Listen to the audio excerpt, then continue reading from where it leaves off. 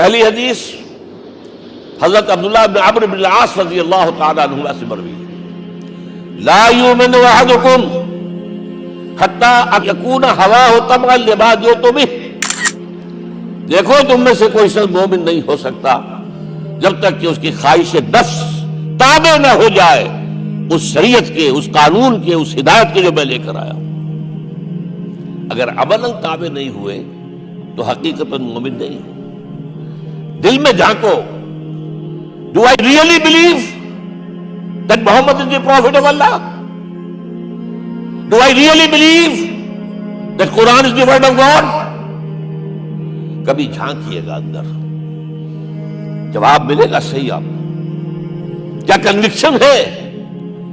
Conviction ہو اور پھر حضور کی پیروی نہ ہو، حضور کے احکام کی پابندی نہ ہو، اللہ کے قوانین کی پابندی نہ ہو، کیسے ممکن؟